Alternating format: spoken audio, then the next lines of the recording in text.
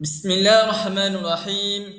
اللهم صل على سيدنا محمد وعلى آل سيدنا محمد. الحمد لله الذي أرسل رسوله بالهدى ودين الحق ليظهره على الدين كله ولو كره المشركون. Alhamdulillah. InsyaAllah pada hari ini saya Muhammad Khairul Faiz bin Osman dari kelas T2 S2.02 akan membentangkan analisis akademik bertajuk Pelan Induk Mobiliti Sosial dalam Transformasi Pendidikan di Malaysia. Jadi insyaAllah pada hari ini kita akan melihat pendidikan bukan sekadar proses pengajaran di dalam bilik darjah, tetapi ia adalah sebagai sebuah blueprint dalam survival economy. Jadi fokus kita pada hari ini kita akan menilai bagaimana teknologi yang ada pada hari ini, perubahan teknologi, dasar pendidikan yang ada di negara kita dan juga pedagogi iaitu kaedah ataupun strategi pendekatan bertindak sebagai gear yang menggerakkan status sosial ekonomi pelajar daripada kitaran kemiskinan kepada tangga kelas menengah ataupun atasan. Jadi mudah katanya pendidikan ataupun mobiliti sosial ni dalam sistem pendidikan mampu mengubah pelajar daripada B14 kepada M14 hinggalah T20. Jadi kita lihat kepada slide seterusnya. Jadi pendidikan, kita boleh lihat pada kita kena faham dulu apa yang dimaksudkan dengan mobiliti sosial. Jadi kita lihat pada visual engine mobility yang dipaparkan pada skrin. Jadi mobiliti sosial adalah perubahan kedudukan individu dalam hierarki masyarakat. Hierarki ni adalah taraf lah ataupun kedudukan dalam masyarakat. Dilihat daripada keluarga pendapatan rendah ke ataupun B40 dan sebagainya. Jadi di Malaysia ni adalah mekanisme utama mobility adalah menegak iaitu vertical mobility. Iaitu bukan statik lah. Kalau statik ni anda kata pelajar itu terdiri daripada golongan B40, maka mereka akan terus statik dalam B40. Tetapi di Malaysia adalah secara vertical mobility, mobility sosial, iaitu maksudnya pelajar ni mampu mengubah kehidupan daripada kemiskinan adalah hinggalah menaik ke kelas atasan melalui pendidikan. Jadi, mengapa kita gelarkan mobiliti sosial ni adalah sebagai enjin mobility? Sebab apa? Enjin ni adalah kita kena faham sentiasa bergerak. Jadi, kerana tanpa pendidikan, status sosial cenderung bersifat statik. Yang macam tadi yang saya katakan tadi, kalau pelajar itu tergolong dalam kalangan B40, mereka akan terus dalam B40. Jadi, pendidikan adalah satu-satunya instrumen yang memiliki kuasa penyamaratan ataupun equalism power, yang mana yang mampu memberi pelajar-pelajar yang kurang berkemampuan ini mampu mengubah kehidupan family mereka kepada yang lebih baik. Jadi enjin mobiliti sosial ini adalah ataupun pendidikan mampu memecahkan tembok kasta ekonomi melalui penjanaan kemahiran bernilai tinggi yang membolehkan pelajar B40 melonjak terus ke tangga M40 atau T20. Jadi mudah katanya kalau anda kata pelajar B40 ni mampu menguasai ilmu-ilmu kemahiran yang baru, jadi mereka ni akan mudah untuk mendapat kerja dan sebagainya. Jadi mudah faham macam tu. Seterusnya adalah kita melihat, jadi contoh di sini yang boleh saya contohkan adalah kita boleh lihat pada jurang pendapatan di Malaysia semakin melebar antara pendapatan T20 naik lebih laju berbanding kumpulan B40 dan M40. Kita boleh lihat di sini pada graf yang dipaparkan ini.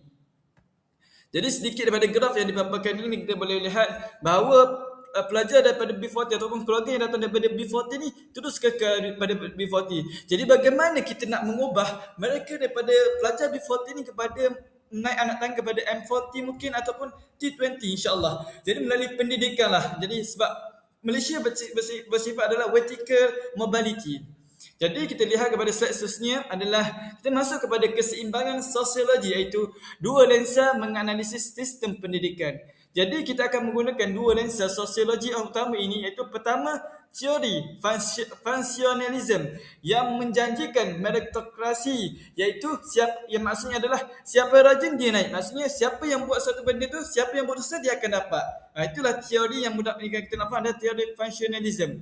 Jadi keduanya adalah teori konflik, iaitu yang datang daripada Pierre Bourdieu, yang mana yang mengingatkan kita tentang risiko social reproduction, yang mana contohnya, saya ambil contoh lah, contohnya adalah sekolah, di mana sekolah ni secara tidak sedar mengekalkan status quo golongan elit. Jadi antara risiko dalam sistem ini adalah pendidikan bertindak sebagai alat tersembunyi yang mengekalkan status quo golongan elit. Jadi menyebabkan akses di sekolah itu tidak seimbang. Jadi pelajar B40 akan terus B40 dan M14 terus M40 nak katanya. Jadi jika akses ini tidak seimbang, ia akan gagal lah. Jadi sistem untuk mencapai tahap keseimbangan tu jadi gagal dekat kita nak lahirkan di sekolah. Jadi kita boleh lihatlah dalam kedua-dua teori ini ada perbezaannya. Jadi dalam jurang sosial bukan sekadar tentang wang pada hari ini, iaitu sumber pendapatan, tetapi tentang information poverty, iaitu kemiskinan maklumat. Transformasi pendidikan di Malaysia hari ini adalah salah satu bentuk intervensi positif, intervensi dan perubahan yang positif, yang kita mahu memastikan model budaya bukan lagi hak eksklusif pada kelompok elit, tetapi menjadi milik inklusif, milik keseluruhannya. Maksudnya di sini adalah kita nak memastikan bahawa pelajar daripada golongan yang berpendapatan rendah ataupun status ekonomi yang mempunyai pendapatan rendah lah mudah katanya, mampu berubah dengan melalui pendidikan, melalui pembudayaan ilmu dan sebagainya. Khususnya kita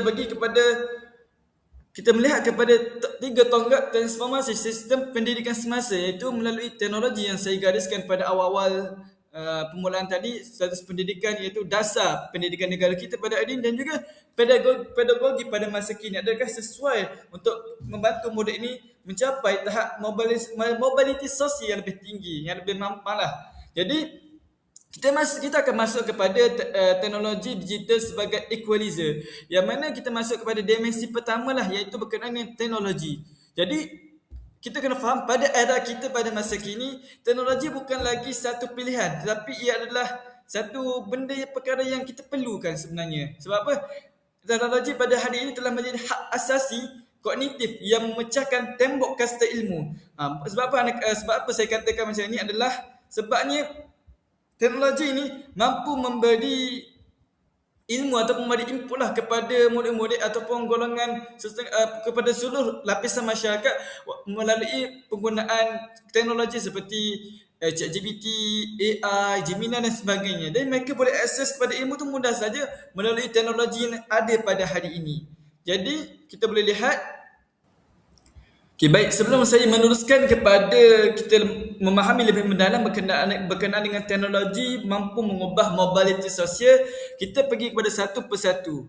Jadi kita boleh melihat di sini pada slide ini adalah dipaparkan bahawa adanya teknologi ataupun dasar inklusif, dasar-dasar kerajaan atau dasar-dasar pendidikan yang mampu mengubah jurang ekonomi. Seperti kita boleh lihat adalah kesaksamaan peluang yang diberikan dalam pendidikan kita pada hari ini, ataupun integrasi murid khas, iaitu murid berkeperluan pendidikan khas, ataupun pendidikan teknikal iaitu TVET, yang pada hari ini mampu memberi peluang kepada pelajar-pelajar yang kurang kemahiran dalam bidang kognitif, yang mereka boleh mencubai dalam bidang psikomotor ataupun bidang-bidang yang melibatkan kemahiran. Dan akhir sekali adalah bagaimana kita nak lihat berlakunya transformasi sistem pendidikan adalah melalui pedagogi, iaitu pedagogi adalah seni dalam pengajaran moden.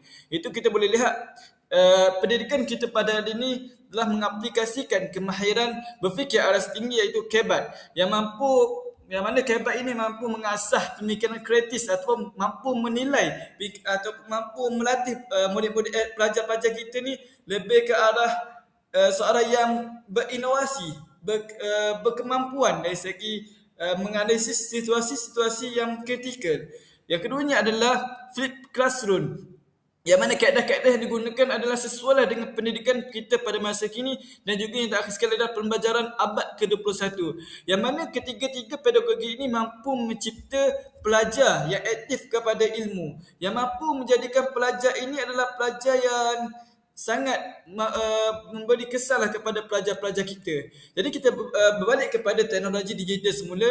Jadi antara peranan teknologi digital yang mampu meningkatkan transformasi sistem pendidikan kita adalah sekali adalah e-learning ataupun akses global, yang mana e-learning ini seperti Google Classroom ataupun app-app EDUP dan sebagainya yang membantu murid-murid ini mengakses pembelajaran tanpa perlu ke sekolah. Jadi mereka ni mampu belajar ilmu-ilmu tambahan seperti ilmu aerokansa dan sebagainya. Jadi yang keduanya adalah kecerdasan buatan AI yang anda katakan tadi. Contohnya seperti ChatGPT dan sebagainya. Jadi murid ini tak perlu ke mana-mana tapi mereka perlu juga ke sekolah untuk membantu mereka ni mencapai keputusan yang baik sebenarnya. Dan juga adalah pembelajaran kendiri yang mana dengan menggunakan teknologi yang ada pada hari ini, murid-murid atau pelajar-pelajar ataupun seluruh lapisan masyarakat, mereka ni mampu berdikari, iaitu mereka ni just mencari maklumat melalui YouTube dan sebagainya. Jadi mereka ni akan mendapat maklumat dan mereka akan memproses dan mampu membina satu sistem yang sangat hebatlah, yang mampu mengubah kedudukan ekonomi mereka. Jadi di sini melalui teknologi juga kita boleh melihat ia mampu memecahkan monopoli maklumat dan geografi lah, walaupun di mana mereka berada dari kawasan pedalaman sekalipun. Jadi disebabkan mereka ni mempunyai akses teknologi yang baik, jadi mereka ni mampu menimba ilmu dan mampu mengubah kehidupan mereka kepada ke arah yang lebih baik. Jadi kita lihat kepada tonggak yang pertama, iaitu teknologi digital bertindak sebagai penyamarata, iaitu equalizer system. Jadi kalau kita kena faham dahulunya kualiti ilmu terhad kepada lokasi geografi semata-mata. Sebab apa? Sebab dulu bila mana kita tinggal di kawasan pedalaman, jadi mereka tahaklah untuk mencapai akses-akses yang sepatutnya kerana keterbatasan sumber ataupun keterbatasan dari segi penyediaan teknologi dan sebagainya. Jadi sekarang melalui portal D5 dan pembelajaran dalam AI yang telah digeserkan oleh kerajaan kita mampu melaksanakan decentralization of knowledge, di mana pelajar ini mampu mencari maklumat dengan sendirinya, mampu mengaplikasikan pembelajaran kendiri. Jadi kita kena faham pada hari ini pelajar di pedalaman, contohnya pedalaman Sabah Sarawak, pedalaman Kelantan dan sebagainya, mereka ni mampu mengakses sumber rujukan yang sama dengan pelajar di sekolah elit. Yang mana kalau kita lihat pada sekolah elit itu contohnya SDP ataupun sekolah-sekolah kluster lah yang banyak mendapat sumber dan sebagainya, kerana mereka ni mudahlah dari segi jaringannya. Jadi teknologi pada hari ini adalah membolehkan berlakunya pembelajaran yang adaptif, yang mana di mana kita lihat AI ini adalah bertindak sebagai tutor peribadi, iaitu yang mampu untuk, jadi daripada hal ini kita mampu untuk mengimbangi kemiskinan semasa. Itu mungkin ibu bapa B40 tidak sempat memantau pembelajaran anak-anak, jadi mereka ni akan memastikan mereka bersaing di atas padan yang sama rata. Jadi disebabkan adanya teknologi pada hari ini, jadi teknologi ini mampu membantu murid-murid yang datang daripada pedalaman ataupun tempat-tempat yang kurang akses kepada perkara yang sumber-sumber. Jadi dengan adanya teknologi seperti yang saya katakan sebentar tadi, jadi mereka ni mampu untuk mencarilah atau mendapatkan maklumat-maklumat yang membantu mereka ni lebih explore lah kepada perkara-perkara yang mereka tak tahu. Dan jadi di sini mereka dapat menimba ilmu seperti golongan-golongan yang berada di sekolah-sekolah elit, mudah-mudah katanya. Jadi hal ini mampu mengubahlah status sosioekonomi bila mana mereka ni berjaya menguasai ilmu itu dengan sebaik mungkin. Jadi seterusnya kita bagi kepada, jadi kita kena faham juga teknologi ni adalah mampu mengurangkan kos peluang dan memberikan pelajar digital capital, iaitu kita kena faham berlaku transformasi daripada pengguna kepada pencipta, yang mana kita boleh lihat kepada statistik yang menunjukkan pelajar B40 ni sering menjadi pengguna, iaitu consumers lah, pengguna ni iaitu pengguna. Jadi manakala pelajar T20 menjadi pencipta, producers. Iaitu kita kena faham transformasi kita adalah bertujuan untuk menukar status pelajar B40 kepada digital producer, iaitu kepada pengeluar lah yang mencipta perkara tersebut. Jadi apabila seorang anak nelayan, contohnya apabila pelajar seorang anak nelayan ni mampu membina aplikasi sendiri untuk memasarkan hasil tangkapan, itulah titik di mana teknologi memintas birokrasi kelas sosial tradisional.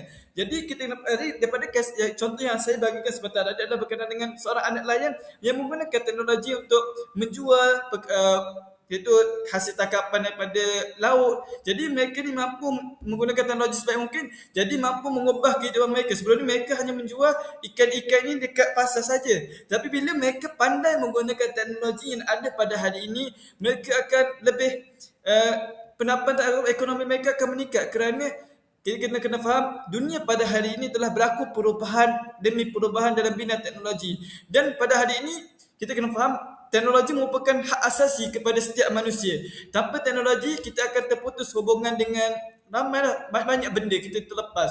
Sebab tu kita memerlukan teknologi. Dan pentingnya untuk kita menguasai teknologi ini adalah di mana teknologi ini mampu memberi satu peluang kepada kita untuk kita ni beranjak maju ke arah kebaikan. Dan teknologi juga mungkin ada dua perkara, iaitu mungkin boleh menyebabkan seorang itu terjerumus kepada perkara yang keburukan, dan juga mampu menjerumuskan murid ini kepada perkara yang kebaikan lah. Jadi kita kena faham di situ. Jadi sekiranya murid-murid yang datang daripada keluarga pendapatan rendah ataupun status ekonomi yang kurang lah, jadi bila mana mereka menguasai teknologi pada hari ini, ataupun mereka mampu mengubah mobiliti sosial mereka daripada tahap yang lebih rendah kepada tahap yang atas, yang mula-mula saya katakan sebentar tadi. Jadi kita boleh lihat pada slide yang dipaparkan, iaitu status quo B40, iaitu yang mana pelajar luar bandar yang mana akses fizikal ni adalah tahap lah kepada pusat tuition, premier ataupun sekolah elit.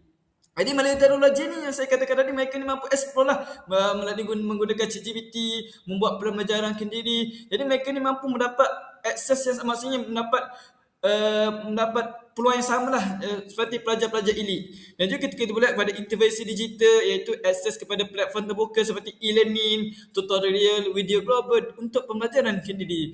Seterusnya adalah pemolehan kemahiran, iaitu dengan mereka explore ni mereka mampu menguasai kemahiran teknikal yang bernilai tinggi seperti sistem perekodan yang tanpa menanggung kos pendidikan formal yang mahal.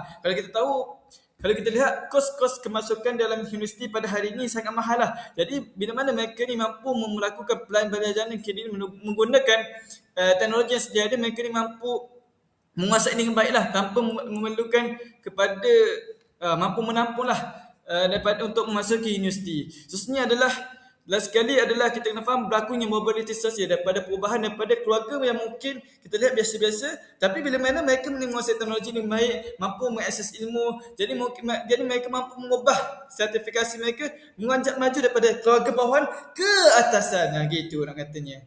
Jadi seterusnya kita bagi melihat kepada tonggak yang kedua, iaitu tonggak dasar pendidikan. Dasar pendidikan di negara kita lah nak katanya.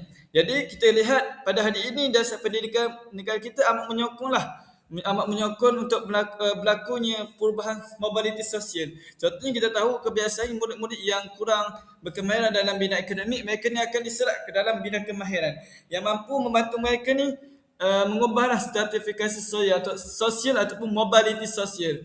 Jadi kita boleh lihat dimensi kedua melibatkan dasar lah. Kita mahu sistem yang bukan sahaja adil, tetapi strategik dari segi roy ekonominya. Jadi adil di sini bukan adil ni kita meletakkan sesuatu pada tempatnya. Ia berbeza dengan samarata ataupun kesamarataan. Kesamarataan ni kita bagi contohnya mungkin ada dua.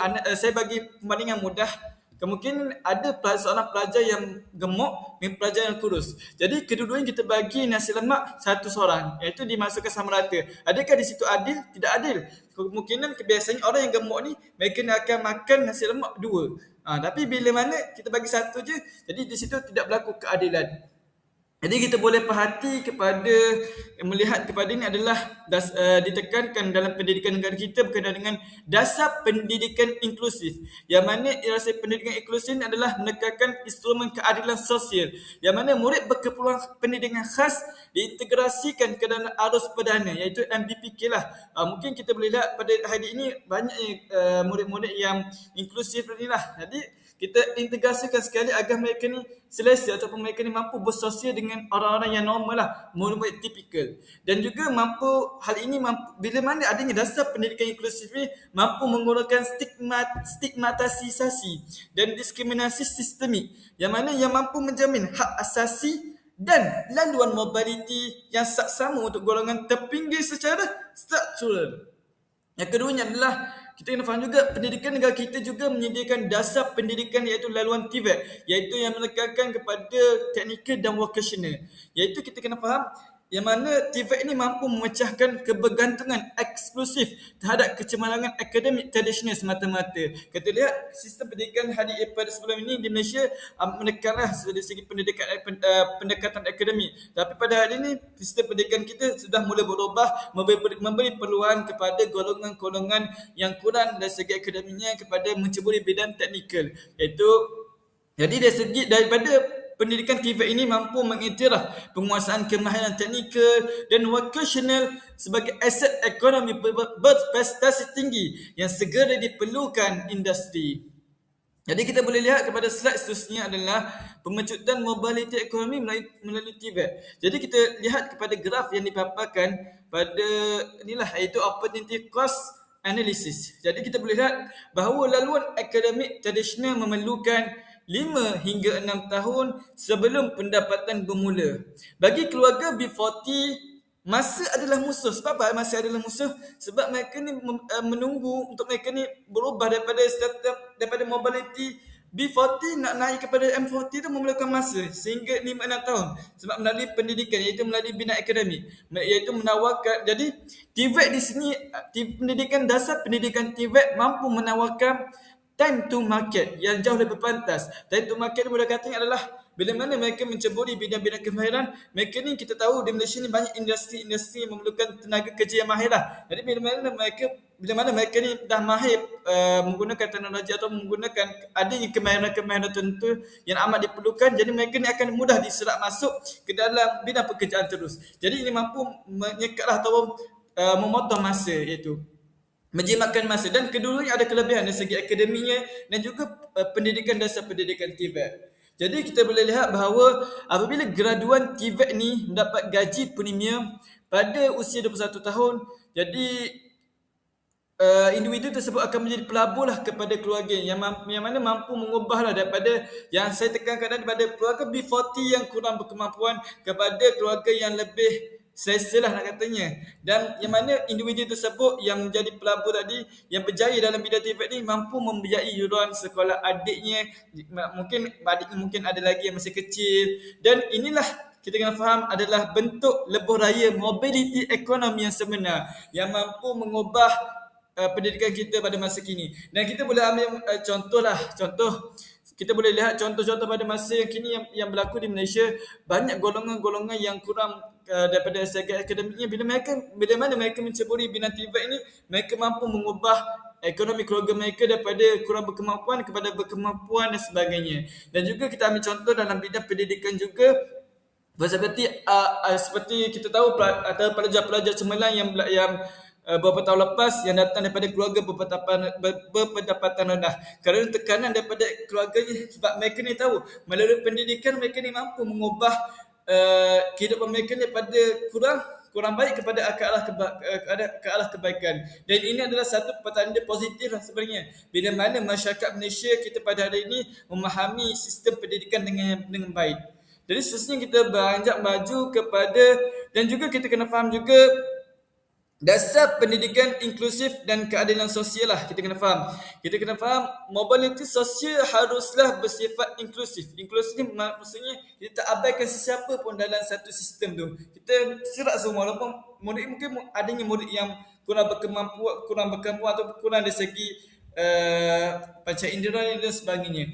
Jadi inklusif di sini adalah kita mengintegrasikan murid berkeperluan pendidikan khas ke dalam arus perdana. Jadi di sini boleh mampu menukar paradigma daripada ihsan kepada productivity. Jadi apabila kita memberikan mereka kemahiran yang sesuai dengan mereka, jadi di sini membolehkan mereka ni punya autonomi ekonomi, yang mana mereka ni tidak dilihat lagi sebagai beban sosial. Sebab kita tahu sebelum ni bagi golongan yang kurang berkemampuan atau golongan yang kurang dari segi inklusif ni adalah kita selalu memandang rendah dan kita selalu mengabaikan kepada mereka. Tapi bila mana kita memberi peluang kepada mereka yang sepatutnya, mungkin mereka ni kita boleh mengubah stigma masyarakat kita tu. Okey, kita boleh melihat mereka ni satu peluang kepada kita sebenarnya. Bagaimana kita nak bantu mereka meningkatkan taraf kehidupan mereka. Jadi hal ini membantu mereka lah untuk menyumbang kepada produktif negara. Jadi negara kita akan bertambah majulah insya-Allah. Jadi seterusnya kita bagi kepada tonggak ketiga. Jadi sebelum mengajak maju lagi, nak mudah katanya adalah pendidikan, dasar pendidikan negara pada masa kini adalah sangat membantulah membantu murid-murid yang datang daripada keluarga-keluarga yang tidak berkemampuan ataupun keluarga yang kurang dari segi akademiknya, mampu mengubah mobiliti sosial daripada keluarga B40 kepada M40 hingga T20. Jadi kita melihat mengajak maju kepada tonggak ketiga, iaitu dari aspek anjakan pedagogi abad ke-21, ada hebatlah mereka kemahiran berfikir aras tinggi. Jadi kita boleh lihat bahawa dimensi ketiga adalah kita akan melihat kepada cara berfikir. Cara berfikir, ada kita berfikir secara pasif ataupun secara aktif dan sebagainya. Jadi perubahan daripada penerimaan pasif kepada penyelesaian masalah. Macam tadi sebelum ni mungkin sistem pendidikan negara kita hanya sekadar penghafalan semata-mata, yang itu berada pada, kalau mengikut aras taksonomi Bloom tu, berada pada aras mungkin aras 1, aras 2 lah, mengingat dan juga menghafal semula atau memuntahkan semula maklumat-maklumat yang diperolehi. Jadi di sini berlakunya perubahan dalam sistem pendidikan kita, termasuklah dari segi pedagoginya, yang mana menekankan bahawa murid-murid pada hari ini perlulah mempunyai kemahiran mencipta, iaitu sifar menilai, sifat mencipta, sifat menilai, dan juga sifat adalah menganalisis. Jadi perkara-perkara ini mampu membentuk murid-murid itu mampu mempunyai kognitif belajar lah. Mungkin sebelum ni kita tahu murid-murid hanya sekadar menghafal dan memuntahkan hafalan mereka dalam bidang dalam kertas biasa, iaitu kita tahu iaitu exam oriented. Jadi pada hari ini sistem kita telah berubah lah, iaitu menekankan penggunaan kebat. Jadi kita kena faham juga kebat adalah satu keadilan kognitif lah, yang mana ia menggabungkan ketiga-tiga, itu literasi teknologinya, kemahiran pemikiran kritis dan juga kemahiran praktikal. Jadi kadang kita kena tanya, mengapa kebat? Kenapa kena guna kemahiran berfikir aras tinggi sebenarnya? Sebab kebat ni adalah mesin. Kerana mesin boleh menghafal, tetapi kita kena faham manusia ni harus mencipta. Harus ada model pemikiran yang mampu menilai, mencipta satu perkara yang baru. Sebab kalau kita sekadar menghafal, jadi mungkin kognitif kita tidak berkembang, kita tak akan menjadi seorang yang kritis, yang kreatif. Jadi jika kita hanya mengajar anak B40 untuk menghafal semata-mata, kita bagi mereka latihan, bagi mereka, tapi kita tak menguji mereka dengan soalan-soalan yang kritis, iaitu kebalan mereka katanya. Kita melatih mereka, jadi mereka ni akan menjadi pekerja-pekerja bawah-bawahan lah selama-lama ni, dan mereka ni tidak akan statik sahaja, iaitu B40 akan terus B40 dan sebagainya. Tetapi melalui kebat, sistem pendidikan kita pada negara kita pada masa kini, kita mampu memberikan keadilan kognitif. Iaitu keadilan kognitif dan keadilan dari segi pemikirannya, dari segi ilmunya. Jadi kita akan melahirkan high value talent yang mempunyai kuasa tawar-menawar, iaitu bargaining power yang tinggi di pasaran kerja global. Jadi gabungan ketiga-tiga daripada aspek yang saya paparkan, bincangkan sebelum ini adalah teknologinya, dasar pendidikannya, dan juga pedagogi, iaitu pendekatan yang sesuai. Jadi ketiga-tiga elemen transformasi beroperasi secara bersinergi. Jadi ketiga-tiga elemen ini akan berfungsi secara serentak dan akan menghasilkan hasil yang luar biasa.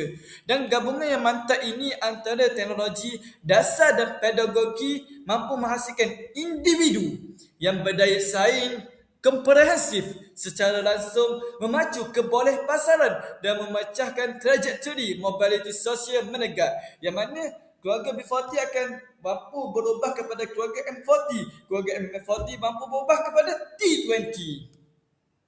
Jadi kita boleh lihat kepada seterusnya, kita boleh lihat kepada kesan, ataupun kita boleh lihatlah kepada ringkasan, iaitu ketiga-tiganya, iaitu matrix impact, Metode impak iaitu transformasi terhadap struktur sosial dari segi impak akses ni dan peluangnya, dari segi teknologi digital, iaitu impak kepada pasaran, impak kesaksamaan. Dari segi teknologi digital kita boleh akses universal tanpa kekangan geografi, penguasaan literasi digital premium global, mendapatkan secara drastik jualan luar bandar.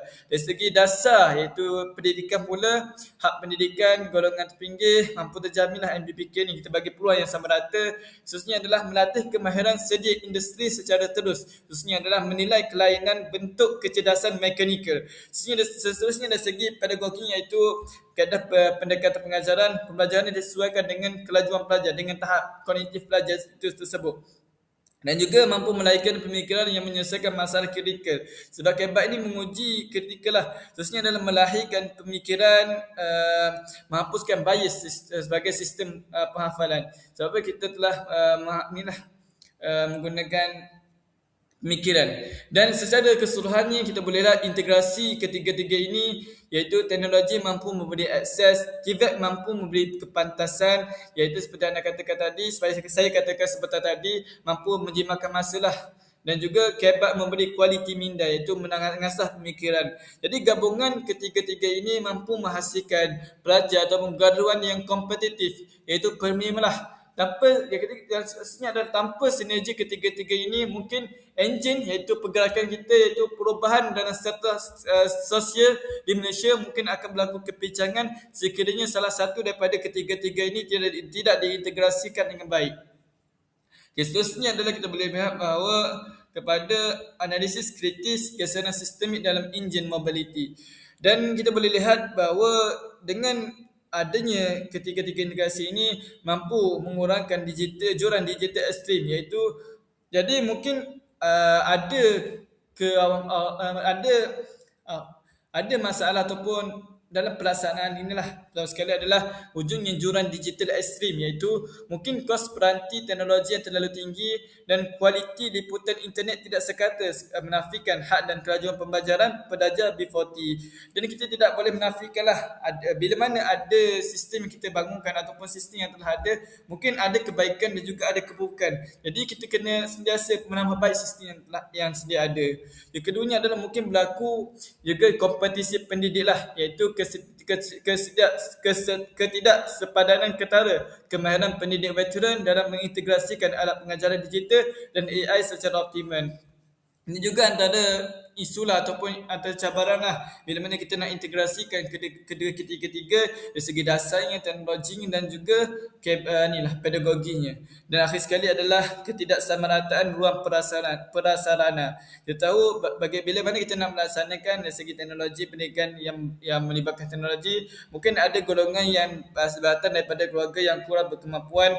Mereka ini akan mengalami kurang mengalami sumber ekonomi yang mana tidak mampu untuk membeli sumber yang beli peranti dan sebagainya, itu mengakses internet dan sebagainya. Jadi perbezaan jurang kualiti prasarana sekolah perintis di bandar berbanding sekolah harian di kawasan pedalaman. Jadi mungkin sekolah di kawasan bandar mendapat prasarana yang lebih baik dan di pedalaman mendapat prasarana yang kurang baik. Jadi sinilah cabaran yang berlaku. Jadi nak katanya adalah bila mana kita melihat statistik ataupun cabaran ini, kebolehan pasaran galian TVET yang kini telah melebihi 90%, ini membuktikan bahawa apabila beginilah katanya. Allahumma salli ala sayyidina Muhammad wa ala sayyidina Muhammad. Jadi kita lihat kepada paradoks sosiologi dalam realiti pelaksanaan. Jadi kena faham teknologi dan dasar baharu direka secara theoretical untuk meratakan padan permainan dan mencipta mobility mereka-teoretik. Jadi kita kena faham gabungan antara potensi transformasi dari segi functionalism, teori functionalism dan juga teori konflik, iaitu kepada reality access dan tidak sekatalah. Dan kita kena faham juga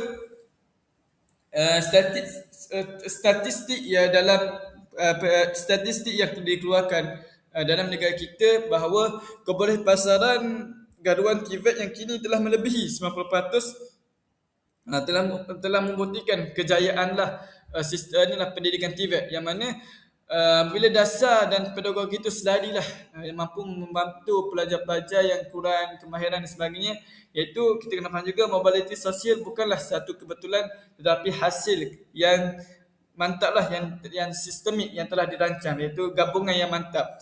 Dan kita tak nafikan pada adanya cabaran-cabaran tertentu seperti aksesnya dari segi nak mendapatkan sumber-sumber seperti teknologinya, akses internet dan sebagainya. Tapi cabaran-cabaran itu perlulah kita atasi dengan sebaik mungkin agar murid-murid yang datang daripada keluarga yang kurang berkemampuan mampu uh, mengakses ataupun mendapat pulang yang samalah insya-Allah.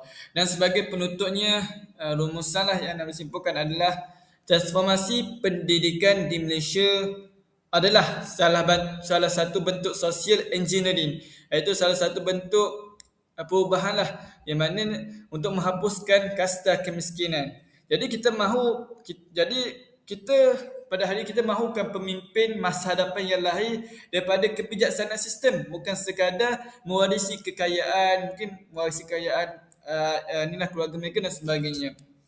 Dan akhir kalam daripada saya, kita kena faham bahawa ketiga-tiga elemen tadi, iaitu dari segi dasar pendidikannya, teknologinya dan juga pedagoginya, bila mana kita integrasikan ketiga-tiga ini dengan sebaik mungkin, insya-Allah kita akan mampu mengubah mobiliti sosial ataupun kita mampu mengubah keluarga yang kurang berkemampuan kepada yang lebih baiklah insya-Allah. Dan di sini juga disertakanlah rujukanlah yang saya rujuklah insya-Allah. Jadi akhir kalam daripada saya, teruslah berusaha, teruslah belajar dan teruslah menuntut ilmu dengan sebaik mungkin, kerana cabaran dunia pada hari ini semakin kompleks, yang mana kemungkinan seperti saya katakan seperti tadi, kemungkinan teknologi ini mempunyai adanya kebaikan dan juga adanya keburukan. Jadi nilailah dengan sebaik mungkin supaya kita mampu mengambil manfaat dan meninggalkan perkara-perkara yang sepatutnya. Saya akhiri dengan satu doa. Allahumma arinal haqqa haqqan warzuqna ittiba'ah wa arinal batila batilan warzuqna tinabah. Ya Allah, ya Tuhan kami, Engkau tunjukkanlah kebenaran itu benar dan berilah kami kekuatan untuk kami mengikutinya. Ya Allah, dan Engkau tunjukkanlah kebatilan itu batil dan Engkau berilah kami kekuatan untuk meninggalkan kebatilan itu. Amin amin rabbal alamin. Yang baik itu datang daripada Allah Subhanahu wa taala, yang buruk itu datang daripada kelemahan diri saya sendiri. Ada kata ada salah silap sepanjang saya berkongsi ini, mohon betulkanlah dari segi maklumatnya dan sebagainya insya-Allah. Jadi assalamualaikum warahmatullahi wabarakatuh. Allahumma salli ala sayyidina Muhammad, sallu ala nabi sallallahu alaihi wasallam.